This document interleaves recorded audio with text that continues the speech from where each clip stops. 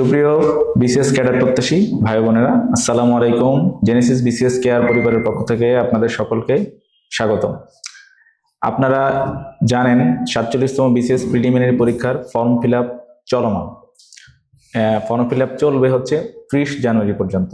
তো অনেকেই আমাদের কাছে জানতে চেয়েছেন বা অনেকেই কনফিউজড যে ফর্ম ফিল আপটা কিভাবে করব। আমাদের ফর্ম ফিল আপের কিভাবে করব এবং হচ্ছে আমাদের ক্যাডার চয়েসটা কিরকম হবে, পরীক্ষা যদি পাশ করে না থাকেন তাহলেও কিভাবে অ্যাপিয়ার করব, এই নিয়ে নানান কনফিউশন আছে আপনাদের মধ্যে। আমরা চেষ্টা করব একটা ছোট সেশনের মাধ্যমে আপনাদের কনফিউশনগুলো দূর করার জন্য। আমি সেশনে আছি ডক্টর মোহাম্মদ আবদুল্লাহ আলামিন সোহান, বর্তমানে ঢাকা মেডিকেল কলেজ হসপিটালে কর্মরত আছি, রেসিডেন্ট ফেজ বি ইউরোলজি। আমার সাথে আছেন জেনেসিসের এক্সিকিউটিভ, বিসিএস ক্যাডারের এক্সিকিউটিভ শাহরিয়ার ঢাকা ভার্সিটি থেকে পাশ করেছে এবং বিগত বিসিএস পরীক্ষাগুলোতে অংশগ্রহণ করেছে। আশা করি সামনে সে ক্যাডার প্রত্যাশী এবং আপনাদের সাথে বিসিএস পরীক্ষা অংশগ্রহণ করবে এবং সে অভিজ্ঞ। তো আমরা আপনাদেরকে সহযোগিতা করব কিভাবে আপনারা ফর্ম ফিল আপটা সহজে করতে পারবেন। তো ফর্ম ফিল আপের জন্য যেটা প্রয়োজন, আপনারা অনলাইনে, আপনারা জানেন যে অনলাইনে ফর্ম ফিল আপ 30 জানুয়ারি পর্যন্ত ফর্ম ফিল আপ। আপনাদেরকে আগেই বলে নেই, শেষের দিকে অনেক বেশি ওয়েবসাইটগুলোতে অনেক বেশি লোড থাকে, দেখা যায় যে ফর্ম ফিল আপ করতে অনেক বেশি সমস্যা হয় এবং হচ্ছে সিট বিভিন্ন জায়গায় পড়ে যেতে পারে, অনেক দূরে দূরে পড়ে যেতে পারে। আপনারা যারা বিসিএস পরীক্ষা দিতে চান যত দ্রুত সম্ভব আগে আগে ফর্ম ফিল আপটা করে ফেলতে চেষ্টা করবেন। এতে আপনাদের লাভ দুইটা, একটা হচ্ছে ভালো জায়গায় সিট পড়ার সম্ভাবনা, যদিও এখন র্যান্ডমলি নেয়, তারপরেও আগে আগে সিট ফর্ম ফিল আপটা করবেন। এই জন্যই যাতে পরবর্তীতে কনফিউশন বা হচ্ছে আপনার ওয়েবসাইটে যে লোড, এই লোডগুলো থেকে আপনি আগেই মুক্ত হইতে পারবেন। তো আমরা দেখি ফর্ম ফিল আপ কিভাবে করবেন। আপনার এর জন্য প্রয়োজন একটা নন ইন্টারাপ্টেড ইন্টারনেট কানেকশন, ভালো ইন্টারনেট কানেকশন আগেই আপনাকে ইনশিওর করতে হবে। 2 নম্বর হচ্ছে আপনি আপনার পিসি বা হচ্ছে ল্যাপটপে আপনার গুগল ক্রোম অথবা মজিলা ফায়ারফক্স অথবা যে কোনো ব্রাউজার থেকে আপনি গুগল ক্রোমে যাবেন, তাই তো। গুগল ক্রোমে যাওয়ার পরে আপনি এখানে গুগল ক্রোমে গিয়ে আমাদের যে ওয়েবসাইট বিপিএসসির যে ওয়েবসাইট bpscteletalk.com.bd, এখানে আমরা চলে আসছে bpsc.teletalk.com, আমরা কিন্তু চলে আসছি, ঠিক আছে। আমরা বিপিএসসি তে ঢুকবো। ঢোকার পরে আমাদের এখানে অনলাইন 47 বিসিএস এক্সামিনেশন 2024 আমরা এখানে সিলেক্ট করব। এখানে কিছু অপশন আসবে, এইগুলো আমরা একটু আপনাদের আলোচনা করব কি কি থাকবে এখানে। দেখেন 47তম বিসিএস এক্সামিনেশন, এটা অ্যাপ্লিকেশন ডেডলাইন 3 জানুয়ারি পর্যন্ত। এখন আপনি এখানে চাইলে অ্যাডভার্টাইজমেন্টটা একবার দেখে নিতে পারেন, কি কি ইনস্ট্রাকশন আছে। সরাসরি এখানে ওয়েবসাইটের লিংক দেওয়া আছে, আপনি গিয়ে দেখতে পারেন। এখানে যেটা প্রয়োজন সেটা আমি একটু বলি। ওয়েবসাইট আপনার অ্যাপ্লিকেশন করার সময়, অ্যাপ্লিকেশন করার জন্য এন্ট্রি করার আপনার এসএসসি বোর্ড, এসএসসি রেজাল্ট এবং এসএসসি রেজিস্ট্রেশন এবং এসএসসি ইয়ার আপনাকে আগে সাবমিট করতে হবে। তো আমরা একটু 3টা ক্যাডার সম্বন্ধে একটু বলি। 3টা ক্যাডার, এখানে 3টা অপশন আছে। Application form for general cadre, application form for technical আর প্রফেশনাল ক্যাডার এবং application form for both general and technical cadre. এই সম্বন্ধে শাহরিয়ার আমাদেরকে একটু বলবে আপনাদের উদ্দেশ্যে। জেনারেল ক্যাডার সম্বন্ধে একটু আপনি বলেন। স্যার, আপনাকে অসংখ্য ধন্যবাদ আমাকে সুযোগ করে দেওয়ার জন্য। প্রথমত হচ্ছে এখানে 3টা ক্যাটাগরিতে মূলত হচ্ছে আপনাদের ক্যাডার চয়েসটা হয়ে থাকে আর কি। সেটা হচ্ছে যে জেনারেল ক্যাডার, এরপরে হচ্ছে আমাদের বোথ টেকনিক্যাল অথবা প্রফেশনাল ক্যাডার, এরপরে সেগমেন্টটা হচ্ছে জেনারেল, টেকনিক্যাল অথবা বোথ ক্যাডার। আপনি যদি আসলে মানে আপনার সাবজেক্ট রিলেটেড, আপনি সাপোজ ধরেন যে অনার্স যে সাবজেক্টে পড়েছেন, সোশ্যালজিতে পড়েছেন বা হচ্ছে এমবিবিএস কমপ্লিট করছেন, স্বাস্থ্যতে যাবেন, এই ধরনের যদি আপনার ইন্টেনশন না থাকে তাহলে আপনি প্রথমে চুজ করবেন হচ্ছে যে আমি জেনারেল ক্যাডারে চুজ করবো। মানে অর্থাৎ আমি জেনারেল ক্যাডারের যেই এই ক্যাডারগুলো আছে, যেমন ফরেন সার্ভিস আছে, পুলিশ ক্যাডার আছে, অ্যাডমিন ক্যাডার আছে, এটা চুজ করবো। এটার ক্রোনোলজি সম্বন্ধে আমরা পরে ডিসকাস করব। যদি আপনার হচ্ছে যে মানে সাবজেক্ট ওরিয়েন্টেড যে ক্যাডারগুলো আছে, এগুলোতে যদি আপনার ইন্টেনশন না থাকে। এবার আসি হচ্ছে সেকেন্ডটাতে। সেকেন্ডটাতে আপনি ধরেন যে না, আমি হচ্ছে শুধু আমার সাবজেক্ট ওরিয়েন্টেড যে ক্যাডার গুলো আছে, যেমন আমি এমবিবিএস কমপ্লিট করেছি, আমি অবশ্যই হেলথ ক্যাডার চুজ করবো, এটা আমার ফার্স্ট প্রায়োরিটি। তো সেক্ষেত্রে আপনি শুধু এই টেকনিক্যাল অথবা প্রফেশনাল ক্যাডার যে সেকেন্ড অপশনটা আছে এটা চুজ করবেন। এরপরে আসেন হচ্ছে একদম থার্ড পজিশনে, সেটা হচ্ছে কি বোথ ক্যাডার। বোথ ক্যাডারটা মূলত হচ্ছে যে আপনার দুটাতেই চয়েস আছে। আপনার মূল প্রায়োরিটি হচ্ছে আপনার জেনারেল ক্যাডার। যদি general cadre in case miss হয়ে যায়, তাহলে আমি যাতে করে আমার যেই প্রফেশনাল ক্যাডার আছে বা সাবজেক্ট ওরিয়েন্টেড যে ক্যাডার আছে ওটা যাতে করে পাই। এটা হচ্ছে মূলত বোথ ক্যাডার। তো যখন আমরা এই ফর্ম ফিল আপ করবো, শুরুতেই এই বিষয়টা আপনার নিশ্চিত হইতে হবে আসলে আমি কি হইতে চাই, মানে কোনটাকে আমি চুজ করতে চাই। সে সংক্রান্ত হয়তো আমাদের আরো ভিডিও আসতে পারে, অথবা আপনারা হচ্ছে যে অন্যান্য ওয়েবসাইট থেকে আরো ডিটেলস জানতে পারবেন, বা আমরা আরেকটা ভিডিও দিয়ে দিতে পারি। ঠিক আছে, ধন্যবাদ শাহরিয়ার। আমরা এবার একটু ফর্ম ফিল আপটা আপনারা কিভাবে করবেন একটু ওভারভিউ দিতে যাচ্ছি। ফার্স্টে আপনি দেখেন এখানে সুন্দর ক্লিয়ারলি দেখা যাচ্ছে এসএসসি বোর্ড। এই বোর্ড সিলেক্ট করবেন। আমি আমার কথাই চিন্তা করি, আমি ঢাকা বোর্ড থেকে পাশ করেছি এসএসসি। আমি ফার্স্টে এসএসসি রোল লিখবো, এরপরে সিলেক্ট ইয়ার, আপনি যে সালে আপনি এসএসসি পাস করেছেন। এরপরে আপনি কোন ক্যাডারে যান। আমি আপনাদেরকে টেকনিক্যাল ক্যাডারটাই একটু দেখাই।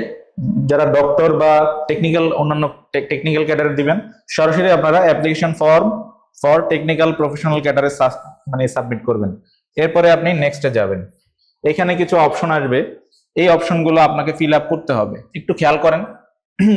ডেট অফ বার্থ, আপনার সার্টিফিকেট এসএসসি সার্টিফিকেটে যে ডেট অফ বার্থ আছে সেই ডেট অফ বার্থটা আপনি এখানে সিলেক্ট করবেন খুব সুন্দর করে। এখানে সিলেক্ট অপশন আছে, এটা আমি আমারটাই দিয়ে আপনাদেরকে বোঝাতে চেষ্টা করতেছি। এরপরে আপনার যা অটোমেটিক আপনার ফাদার মাদার্স এর নেম চলে আসবে এখানে। এরপরে আপনি যেটা করবেন জেন্ডার, আপনি মেল হলে মেল, ফিমেল হলে ফিমেল। তারপরে হচ্ছে এমপ্লয়মেন্ট স্ট্যাটাস, নর্মালি এখানে যারা চাকরিরত আছেন তারা তাদের এমপ্লয়মেন্ট স্ট্যাটাস দিবেন। আপনারা বেশিরভাগ জনই এখানে নন এমপ্লয়মেন্ট এখানে অপশনটা আসবে। নেক্সট আপনি যান ম্যারিটাল স্ট্যাটাস, এখানে বেশিরভাগই আপনারা সিঙ্গেল। আমি যদি আমার কথা চিন্তা করি, ম্যারিড, অনেকেই আছে ম্যারিড যারা আছেন তাদের এখানে স্পাউসের নাম লিখবেন। এখানে স্পাউসের নাম ধরেন এক্স। এরপরে আপনি বার্থ রেজিস্ট্রেশন, এটা কম্পালসারি না, যদি আপনার মনে থাকে বা আপনার বার্থ রেজিস্ট্রেশন নাম্বার থাকে এখানে দিবেন, নো দিতেও পারেন। নো বা ইয়েস দিলে এখানে আপনার অপশন চলে আসবে। তো আমি নোই দিলাম। এরপরে আপনি ন্যাশনাল আইডি, এটা কিন্তু ম্যান্ডেটরি, ন্যাশনাল আইডিটা ম্যান্ডেটরি। এখানে আমি একটু হালকা অ্যাড করি, সেটা হচ্ছে আপনাকে দুইটার মধ্যে যে কোনো একটা ম্যান্ডেটরি। সেটা হচ্ছে যদি আপনি বার্থ রেজিস্ট্রেশন দিয়ে থাকেন তাহলে আপনার ন্যাশনাল আইডি কার্ডটার প্রয়োজন পড়বে না, মানে ম্যান্ডেটরি না। আর যদি ন্যাশনাল আইডি কার্ডের নাম্বার দিয়ে থাকেন তাহলে আপনার বার্থ রেজিস্ট্রেশন যেটা আছে এটা প্রয়োজন পড়বে না। স্যার জি। এরপরে ন্যাশনাল আইডি নাম্বারটা দিবেন, যার যেটা ন্যাশনাল আইডি।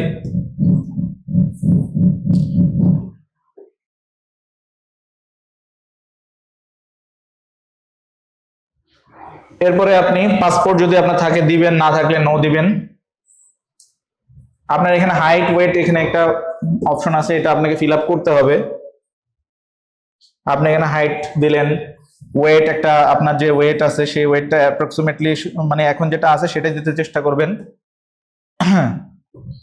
এরপরে এইটা খুবই ভাইটাল, এই অ্যাড্রেসটা খুবই ভাইটাল। এখানে আপনি যত বেশি অ্যাড্রেস দিতেন তত বেশি আপনার ঝামেলা, তত বেশি আপনার এখানে ভেরিফিকেশন হবে। যে কয়টা আপনি অ্যাড্রেস দিবেন সে কয়টা জায়গায় আপনার ভেরিফিকেশন হবে। সুতরাং আপনি চেষ্টা করবেন প্রেজেন্টেড পার্মানেন্ট অ্যাড্রেস যেন আপনার সেম হয়। আমরা এখানে সাজেস্ট করব আপনার পার্মানেন্ট অ্যাড্রেসটাই আপনি এখানে দিবেন, আপনার পার্মানেন্ট অ্যাড্রেসটাই প্রেজেন্ট অ্যাড্রেস দিবেন। এটা খুবই ভাইটাল, এইটা আপনি যদি করতে পারেন তাহলে দেখবেন ভেরিফিকেশন আপনার রিলেটিভলি কম হবে, একটা ভেরিফিকেশন হবে। আপনার দুইটা যত বেশি ঠিকানা দিবেন তত জায়গায় ভেরিফিকেশন, কোনো জায়গায় ভেরিফিকেশন বাদ যায় না। জি স্যার, আমি এখানে একটু হালকা অ্যাড করি, সেটা হচ্ছে অনেকেই এমনটা করে থাকেন শুধু গ্রামটা দিয়ে থাকেন। আমি বলবো যে যারা বিসিএস পরীক্ষা দেবেন তারা যাতে করে আপনার বাসা নাম্বার সহকারে দিয়ে থাকে, তাহলে কি হবে আপনার পরিচয়টা পেতে অনেক বেশি সহজ হবে। যদি আপনি শুধু গ্রাম দিয়ে থাকেন তখন আপনাকে ভেরিফিকেশনে গেল, তখন দেখা গেল যে আপনার অ্যাড্রেসটা খুঁজে পাইল না। গ্রাম তো অনেক ক্ষেত্রে বড় হয়ে থাকে, আপনার বাড়ি এক জায়গায় আপনাকে খুঁজতেছে আরেক জায়গায়, এটা এরকম একটা বিড়ম্বনার মধ্যে পড়তে হয়। তো এখানে কেয়ার অফ অপশনাল, যদি অপশনাল আপনারা এখানে একটা দিবেন, এক্স দিলেন। এখানে আপনার যে ভিলেজ বা টাউন আপনার অ্যাপ্রোপ্রিয়েট ইয়েটা দিবেন। এখানেও আমরা একটা এক্স দিলাম, আমার জাস্ট আপনাদেরকে বোঝানোর জন্য। ডিস্ট্রিক্ট এটা আপনার সিলেক্ট করতে হবে, ঠিক আছে? সিলেক্ট করেন। আমার বাড়ি যেহেতু যশোর, আমি যশোরে দিলাম। উপজেলা আমার ঝিকরগাছা, আমি সেখানে দিলাম। পোস্ট অফিস, পোস্ট অফিসের এইটা পোস্ট অফিসের নাম আপনাকে দিতে হবে, এবং পোস্ট কোড এটা যদিও অপশনাল, আপনি দিতে চেষ্টা করবেন।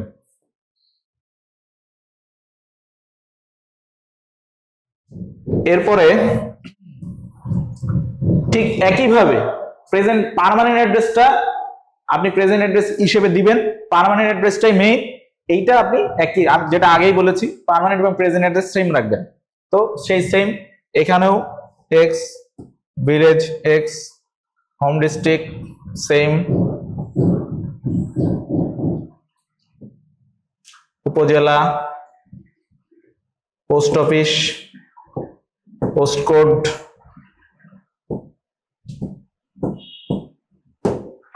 নেক্সট আপনার এখানে মোবাইল নাম্বার, কন্ট্যাক্ট নাম্বারটা খুবই ভাইটাল, কারণ এখানে অনেক সব যাবতীয় ইনফরমেশন মেসেজ আপনার এখানে আসবে। সুতরাং আপনার নাম্বারটা, বিসিএস এর নাম্বারটা বলেন। হ্যাঁ, 01। আচ্ছা, আমাদের নাম্বার একটা আছে, ধরলাম এটাই।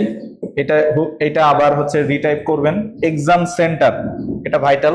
আপনি বাংলাদেশের বিভিন্ন জায়গায় এখানে এক্সাম দিতে পারেন। আপনি চেষ্টা করবেন আপনার বাসা থেকে বা আপনি কোন জায়গা থেকে পরীক্ষা দিলে আপনার জন্য সহজ হবে।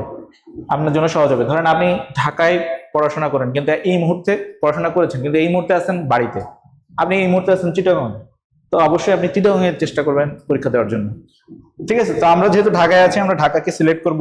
আপনি এখানে আরেকটা অপশন আছে কোশ্চেন ভার্সন।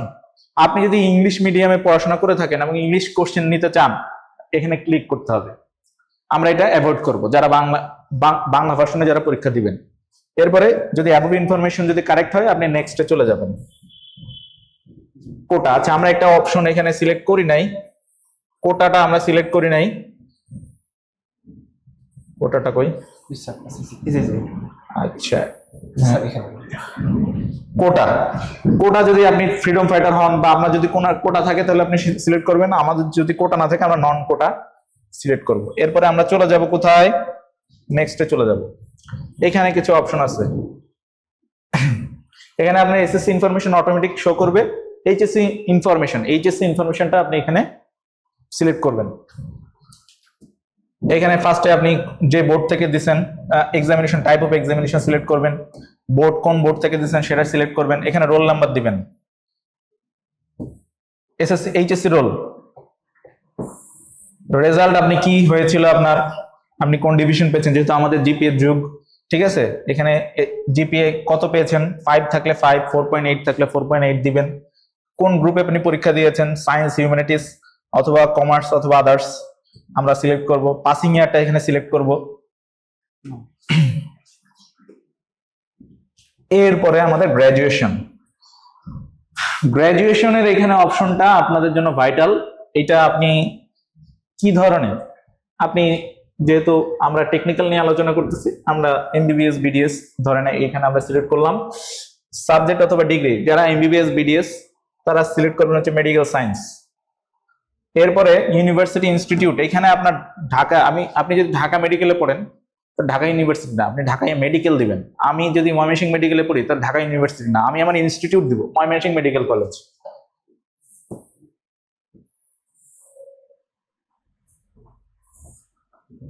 অটোমেটিক এখানে লেখার একটা অপশন থাকে। স্যার আপনি কি নিচে গেলেন?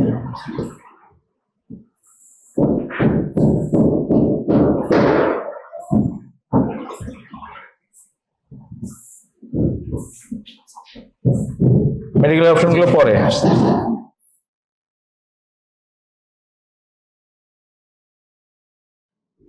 আমরা পরে আসতেছি একটু।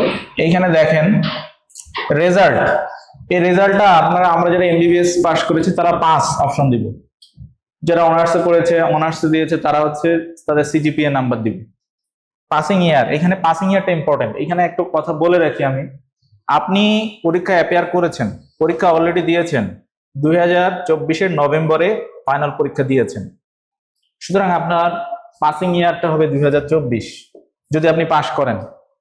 স্যার আমি এখানে একটু অ্যাড করি, সেটা হচ্ছে যে পাসিং ইয়ার হচ্ছে আমাদের এক্সপেক্টেড যে ইয়ারটা হবে আর কি। যেমন আমার সেশনটা হচ্ছে অনার্সের সেশন হচ্ছে 16-17 সেশন, তো আমার এক্সপেক্টেড যে ইয়ার সেটা হচ্ছে 2020।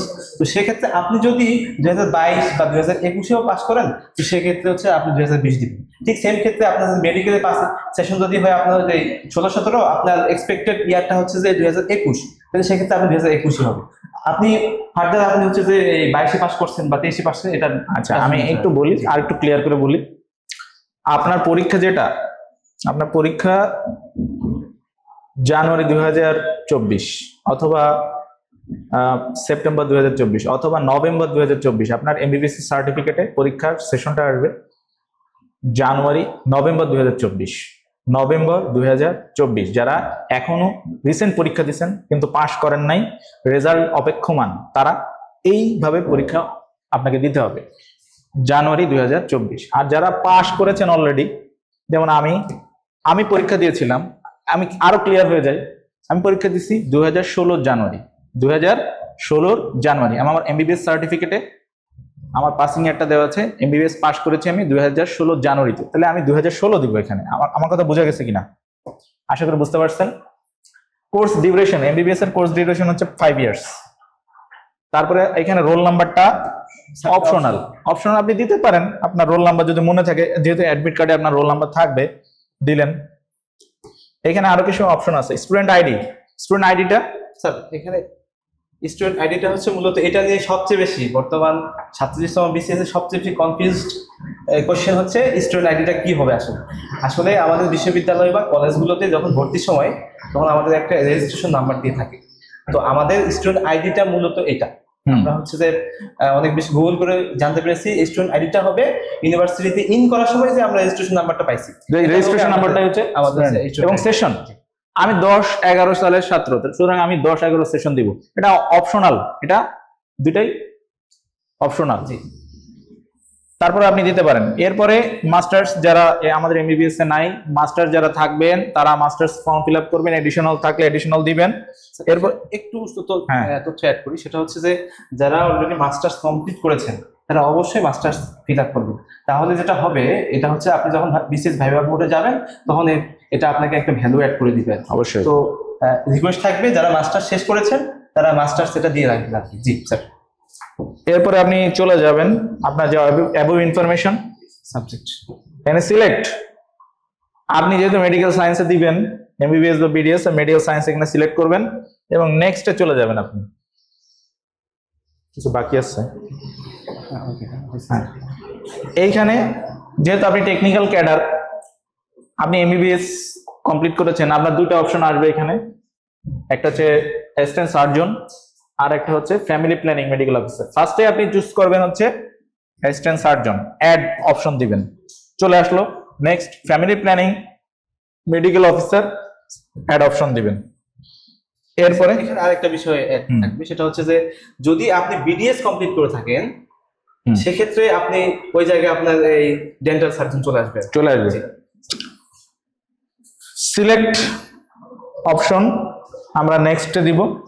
দেখেন আপনি যা পূরণ করেছেন এতক্ষণে মোটামুটি একটা ওভারভিউ দিবে। এখান থেকে আপনি এডিট করতে পারবেন, চেঞ্জ করতে পারবেন। এখানে যদি কোনো ইনফরমেশন আপনার ভুল থাকে, যদি কোনো কিছু আপনি ইনফরমেশন হয়ে থাকে, তাহলে আপনি এখানে এডিট করতে পারবেন। ঠিক আছে। এরপরে আপনি এখানে খেয়াল করবেন প্রত্যেকটা জিনিস কিন্তু আপনি রিচেক অবশ্যই মাস্ট করতে হবে। এসএসসি কত সালে দিয়েছেন, এইচএসসি কত সালে দিয়েছেন, মেডিকেল কোন মেডিকেল কোন ইনস্টিটিউট কত সালে পাস করেছেন। পাস করার বিষয়টা আমি বলি, এমবিবিএস এ যারা পাস করেছেন তারা রেজাল্ট হবে 5, ডিউরেশন 5 ইয়ার্স। এবং যারা রেজাল্টের অপেক্ষায় আছেন, পরীক্ষা দিয়েছেন, পরীক্ষা দিয়েছেন, রেজাল্টের অপেক্ষায় আছেন, তারা অ্যাপিয়ার দিবেন। যেমন জানুয়ারি 2024 সেপ্টেম্বরে যারা পরীক্ষা দিচ্ছেন তারা অ্যাপিয়ার দিবেন, অ্যাপিয়ার। এখানে অপশনগুলো ছিল, আমি দেখাইতে ভুলে গেছি, অপশনগুলো ছিল আপনার অ্যাপিয়ার অপশনও আছে। আমরা 5 দিব যারা অলরেডি পাস হয়ে গেছে।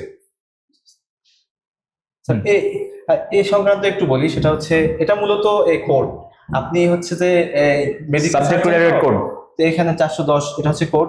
ঠিক সেম ফ্যামিলি প্ল্যানিং এর ক্ষেত্রে এটা আর কি 415। আপনি চাইলে আপনি রিঅ্যারেঞ্জও করতে পারেন, রিঅ্যারেঞ্জ ক্যাডার চয়েস।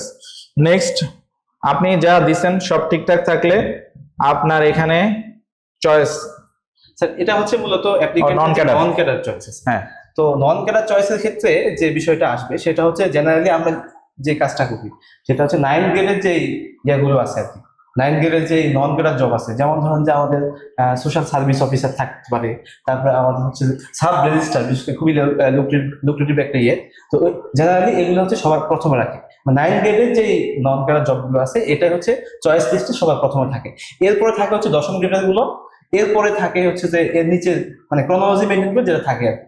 সাধারণত আমাদের এই এই নন ক্যাডারের চয়েস গুলো এইভাবে দিয়ে থাকে। যদি না আপনার এই 10ম গ্রেড সম্পর্কে অনেক ইয়ে আছে, যেমন এআরও অ্যাসিস্ট্যান্ট রেভিনিউ অফিসার, এই সংক্রান্ত আপনার খুবই ইন্টারেস্ট আছে, এখানে আপনি জব করতেছেন, তাহলে 10ম গ্রেডে ওটা দিয়ে রাখতে পারবেন না। জি। এরপরে আপনি ফটো এবং সিগনেচার এখানে আপলোড করবেন, খুবই ইম্পর্টেন্ট। এখানে রিসেন্ট ফটো এবং রিসেন্ট সিগনেচার আপনি দিবেন। এই ফটোর সাইজটা এখানে উল্লেখ করা আছে, photo must be 300x300 pixel. এটা জেপিজি ফরম্যাটে দেওয়ার চেষ্টা করবেন, 100 কিলোবাইটের কম হইতে হবে, ম্যাক্সিমাম 100 কিলোবাইট পর্যন্ত যেতে পারবেন, এর বেশি যেতে পারবেন না। এবং সিগনেচারটা 300x80 পিক্সেল দিবেন, ঠিক আছে?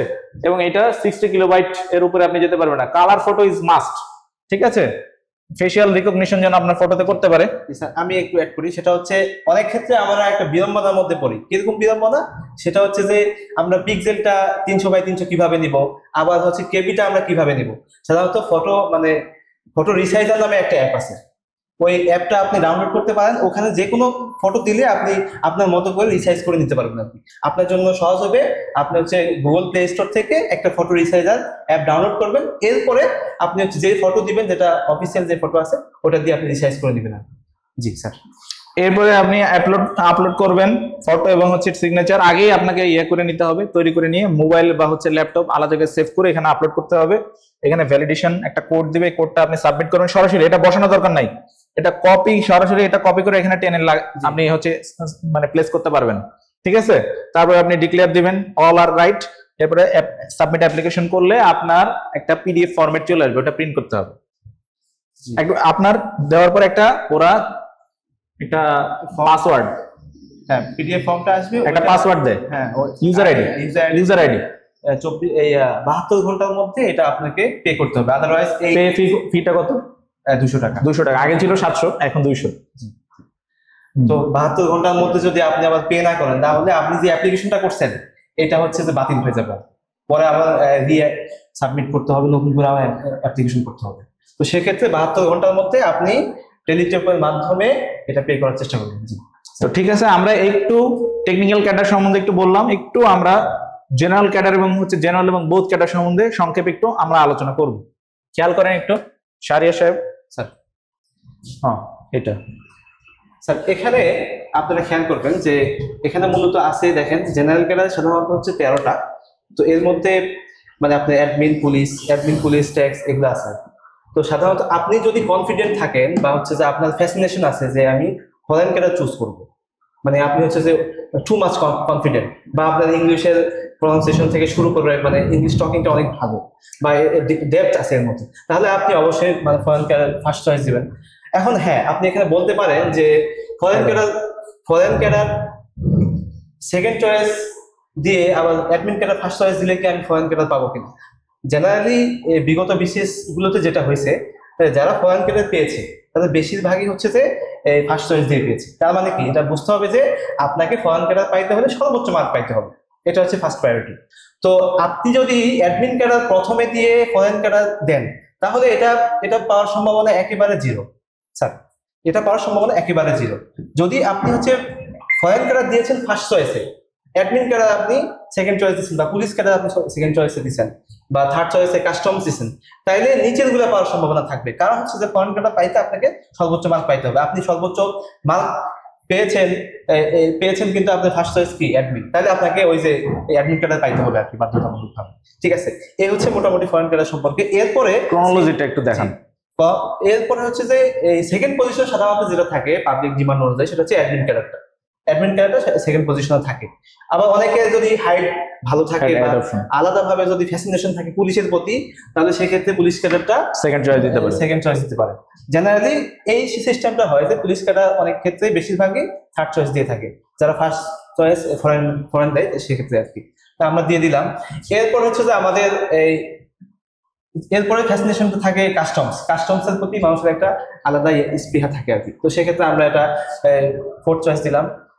এই এরপরে ট্যাক্স, আমরা জানি যে 47তম বিসিএস এ ট্যাক্স ক্যাডারে 104টা পোস্ট আছে সর্বোচ্চ, মানে ট্যাক্স ক্যাডারে সাধারণত এত বেশি পোস্ট থাকে না। তো সেক্ষেত্রে আমরা ট্যাক্স ক্যাডার এরপরে চয়েস রাখতে পারি। জি, এরপর হচ্ছে আমরা অডিট অ্যান্ড অ্যাকাউন্টস, এটাও খুব গুরুত্বপূর্ণ। এটা পোস্টিং মূলত ঢাকার মধ্যে হয়ে থাকে। ট্যাক্স এবং অডিট এটার মধ্যে একটা অনেকের ভেরিয়েশন থাকে, অনেকের অডিট ক্যাডারটা আপনার অনেক বেশি চুজেবল থাকে, আবার ট্যাক্সের নিচে থাকে। যার যেটা চয়েস, আপনি আপনার কাছে মনে হয়েছে অডিট ক্যাডারটা আপনি এরপরে কাস্টমসের পরে রাখতে পারেন, সমস্যা নাই। তাহলে আমরা যেভাবে সাজাই সেক্ষেত্রে অডিট ক্যাডারটা এরপরে দিতে পারেন। এরপরে আসেন, এরপরে সাধারণত আনসার ক্যাডারটা দিয়ে থাকে আর কি সবার পর। আনসার ক্যাডারটা দিলেন। এরপরে হচ্ছে যে আমাদের food, postal, cooperator, family planning, cooperative. এরপরে আমরা হচ্ছে যে ফুড ক্যাডার দিয়ে রাখলাম। এভাবে যদি মূলত এই ক্যাডার চয়েসটা এই 7 থেকে 8টাই দিয়ে থাকে, এরপরে যে ক্যাডার গুলো আছে এগুলোর প্রতি যদি আপনার আলাদা কোনো ইন্টারেস্ট থাকে, যেমন ফ্যামিলি প্ল্যানিং এর প্রতি আপনার আলাদা একটা ইন্টারেস্ট থাকতে পারে, যেমন আপনি হচ্ছে যে কি এই মেডিকেলে পড়াশোনা করছেন, সেক্ষেত্রে ফ্যামিলি প্ল্যানিং এ আলাদা একটা ইন্টারেস্ট থাকতে পারে, অথবা রেলওয়ে দিতে পারেন, আপনার এই সংক্রান্ত একটা ভালো আইডিয়া আছে বা এই সেক্টরে আপনি যাইতে চান, এটা দিতে পারেন। এরপরে আপনি আপনার মতো করে সাজিয়ে এই ক্যাডার চয়েস, সবগুলো চয়েস করবে স্যার?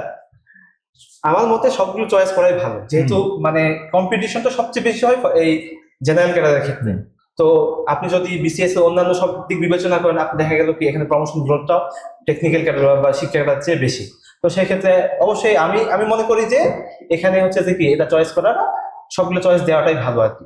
এখন আপনার মনে প্রশ্ন আসতে পারে যে আমি তো এই প্রথম এই 7-8টা ক্যাডারের পরে বাকিগুলো আমি চয়েস করি না, বা বাকিগুলো আমি হচ্ছে অত বেশি ডিনাই করি, তাহলে আপনার টেকনিক্যাল ক্যাডারটা আপনি দিয়ে রাখতে পারেন। যেমন এখানে অডিট পর্যন্ত আপনার চয়েস, অডিটের পরে আপনার যে সাবজেক্ট রিলেটেড যে ক্যাডার আছে, স্বাস্থ্য থাকতে পারে অথবা হচ্ছে যে আপনার শিক্ষা থাকতে পারে, তাহলে এটা দিয়ে দিতে পারেন।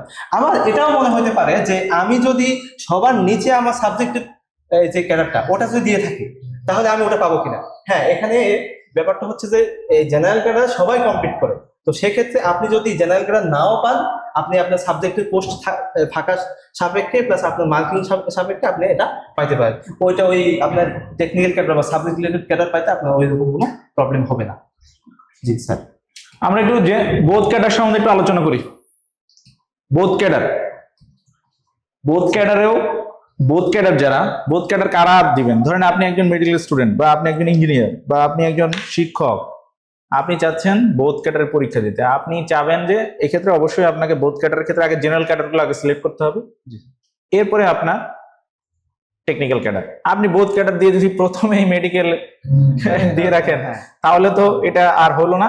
সেক্ষেত্রে আপনি তো সবাই আপনাকে হচ্ছে আপনি একজন ডক্টর, এমবিবিএস অ্যাসিস্ট্যান্ট সার্জন হিসেবে সিলেক্টেড হবে বা সুপারিশ প্রাপ্ত হবে। অথবা এমন হইতে পারে যে ভাইবা বোর্ডে এটার একটা বিড়ম্বনার মধ্যে পড়তে হইতে পারে। এখন যদি বোধ ক্যাডার দেয়, সেক্ষেত্রে আপনার চয়েসটা আপনি চাচ্ছেন ডক্টর হিসেবে, আপনি চাচ্ছেন যে এমবিবিএস কমপ্লিট করে আমার এমবিবিএস আর ভালো লাগতেছে না, বা এমবিবিএস এর মাধ্যমে আমি দেশের সেবা করতে পারতেছি না, বা আমি এমবিবিএস এর মাধ্যমে এত পরবর্তীতে এত লেন্দি পড়াশোনা পোস্ট গ্রাজুয়েশন আমি যেতে চাচ্ছি না, আমি একটা ডিসেন্ট লাইফ লিড করতে চাচ্ছি, সম্মান চাচ্ছি, পাওয়ার চাচ্ছি, সবকিছু চাচ্ছি। আপনি চাচ্ছেন যে আমি হচ্ছে জেনারেল ক্যাডারে যাব। জেনারেল ক্যাডারের ক্ষেত্রে অবশ্যই আপনাকে আমাদের শাহরিয়ার সাহেব অলরেডি বলেছেন, এখানে অবশ্যই আপনাকে ফরেন অ্যাফেয়ার্সটা, আপনি যদি ফরেন অ্যাফেয়ার্স যেতে চান অবশ্যই এটাকে ফার্স্ট ক্যাডারে সিলেক্ট করবেন। নেক্সট আপনি দিতে পারেন পুলিশ, আপনি পুলিশে যেতে যাচ্ছেন, নেক্সট পুলিশে দিতে পারেন, অথবা অ্যাডমিনিস্ট্রেশনে যেতে যাচ্ছেন, অ্যাডমিনিস্ট্রেশন দিতে পারেন। এর বাইরে ডক্টররা যেতে চায় না, আসলে যেতে চাইলেও হয়তো অনেক ক্ষেত্রে আচ্ছা গেল, অডিট গেল। এরপরে আপনি যেটা করবেন, এরপরে আপনি আপনার কাঙ্ক্ষিত বা হচ্ছে আপনার যে টেকনিক্যাল ক্যাডার, সেই টেকনিক্যাল ক্যাডার সিলেক্ট করে ফেলবেন। Both general and technical cadre option যেখানে ছিল সেখান থেকে সিলেক্ট করার পরে আপনার যেটা হবে, আপনি যদি ভালো মার্কস পান, 550 বা 600 বা তারও অধিক মার্কস পান, আপনার নাম্বার অনুযায়ী, মেরিট অনুযায়ী আপনি যেটা আগে সিলেক্ট করছেন সেই ক্যাডার অনুযায়ী আপনি সিলেক্ট হবেন। যদি এমন হয় যে আপনি বোথ ক্যাডার সিলেক্ট করে আপনি নাম্বার কম পেয়েছেন, যে আপনার জেনারেল ক্যান্ডিডেটদের সাথে আপনি কম্পিট করতে পারতেছেন না, বা কম্পিট করে আপনি তাদের থেকে পিছিয়ে গেছেন, সেক্ষেত্রে আপনার জেনারেল ক্যাডারে ফরেন পুলিশ বা হচ্ছে অ্যাডমিনিস্ট্রেশন না দিয়ে আপনাকে টেকনিক্যাল ক্যাডার দিবে, তাই তো? তো এই হলো। হ্যাঁ, আরেকটা বিষয় অ্যাড করি, সেটা হচ্ছে অনেক ক্ষেত্রে দেখা যাবে যে আপনি এই যে জেনারেল ক্যাডার যেগুলো আছে এগুলো দেওয়ার পরেও আপনি আপনার সাবজেক্টের যে পোস্ট মানে ক্যাডার যেটা আছে ওটা নিচে দিয়েও আপনি আপনার ফার্স্ট পজিশন সিকিউর রাখতে পারবেন। কারণ জেনারেল ক্যাডারের ক্ষেত্রে শুধু কম্পিটিশনটা সবার সাথে হবে, আর টেকনিক্যাল ক্যাডারের ক্ষেত্রে আপনার সাবজেক্ট ওরিয়েন্টেড যে ক্যাডার ওইটার ক্ষেত্রে শুধু আপনার সাবজেক্টের যে ক্যান্ডিডেটরা আছে ওদের সাথে কম্পিটিশন হবে। তো সেজন্য মানে আপনাদের মানে যারা বিসিএস দিবেন তাদের প্রতি অনুরোধ থাকবে বা এভাবে চিন্তা করতে পারেন বোথ ক্যাডারটা চয়েস দেওয়ার ক্ষেত্রে, জি স্যার। তো ঠিক আছে, আমাদের সেশন আজকে এই পর্যন্তই। আমরা আগেই বলেছি 30 জানুয়ারি পর্যন্ত আপনাদের বিশেষ প্রিলিমিনারি ফর্ম ফিল আপ, এর মধ্যে আপনারা সম্পন্ন করে ফেলুন এবং বিশেষ পরীক্ষা সম্ভবত মে মাসে অনুষ্ঠিত হবে, মে মাসের শেষের দিকে। সেই অনুযায়ী আপনার প্রিপারেশন কমপ্লিট করুন। বিশেষ একটা খুবই কম্পিটিটিভ এক্সাম এবং এখানে 3টা ধাপ আছে, প্রিলিমিনারি, তারপরে হচ্ছে লিখিত, রিটেন এবং হচ্ছে ভাইভা। সবচাইতে যেটা কম্পিটিটিভ, যেটা পার করাটা কঠিন, প্রিলিমিনারি। আপনি as a technical cadre, as a doctor, আপনি যদি প্রিলিমিনারি পরীক্ষায় পাশ করেন, মনে করবেন যে আপনার যদি আল্লাহ না করুক কোনো অ্যাক্সিডেন্ট না হয় বা রিটেন অতিরিক্ত খারাপ না হলে আপনার ক্যাডার হওয়ার মানে ক্যাডার প্রায় নিশ্চিত, প্রায় 80-90% কনফার্ম যে আপনি আল্লাহ চাইলে ক্যাডার হতে যাচ্ছেন। প্রিলিমিনারি এটা খুবই কম্পিটিটিভ এবং লিখিতটা আসলে যদিও অনেক কঠিন, যারা লিখিত দিয়েছেন তারা জানেন এর অনেক ভাস্ট সিলেবাস, এখানে আপনাকে লিখে আসতে হবে। এবং পরবর্তীতে আছে ভাইবার মার্কস ছিল আগে 200, এখন 100। এটা খুবই ভালো, 47 থেকে 100, 47তম বিসিএস প্রিলিমিনারি থেকে ভাইবার মার্কসটা 100 নাম্বার করা হয়েছে। এটা খুবই ভালো, কারণ রিটেন দিয়ে আপনাকে যেভাবে জাজ করা যায়, ভাইবা দিয়ে আপনাকে সেভাবে জাজ করা কঠিন। তো এই আর কি। আর হচ্ছে আপনাদের একটা কমন কোশ্চেন যে বিসিএস কয়বার দেওয়া যাবে, যদিও 3বার 4বার এরকম কথা আসছে যে 4বার পর্যন্ত দেওয়া যাবে, আসলে এরকম কোনো বিজ্ঞপ্তি এখনো গ্যাজেট প্রকাশিত হয়নি। সুতরাং আমরা আগের নিয়মেই যাব, 32 বছর পর্যন্ত আপনি যতবার খুশি ততবার বিসিএস আপাতত দিতে পারবেন, কারণ আপনার কোনো গ্যাজেট এখনো প্রকাশিত হয়নি। সুতরাং নির্দ্বিধায় আপনি 32, এবং সকলের জন্য আপাতত 47তম বিসিএস প্রিলিমিনারি পরীক্ষায় যারা পরীক্ষায় অংশগ্রহণ করবেন ডক্টর সহ সকল ক্যাডারের জন্য এজ এখন পর্যন্ত 32, এটাকে এখনো বাড়ানো হয়নি। সামনে হয়তো ডক্টরদের জন্য আরো 2 বছর বাড়াতে পারে, এটা এখনো শিওর না। আমরা এই জন্য 32 ধরে আগাবো। আর হচ্ছে প্রিলিমিনারি পরীক্ষা যেহেতু সামনেই, আমরা প্রিলিমিনারি পরীক্ষার প্রস্তুতি নিতে শুরু করব খুব জোরে সোরে, যাদের বিশেষ আসলেই প্রয়োজন। এই আপনারা একজন বিশেষ ক্যাডার হিসেবে সমাজে দাঁড়াবেন, দেশ ও মানুষের জন্য কাজ করবেন, এই প্রত্যাশায় আজকের মতো এখানেই সমাপ্তি ঘোষণা করছি। জেনেসিস বিশেষ পরিবারের পক্ষ থেকে আপনাদের জন্য রইল দোয়া এবং শুভকামনা। সকলে ভালো থাকবেন। আসসালামু আলাইকুম।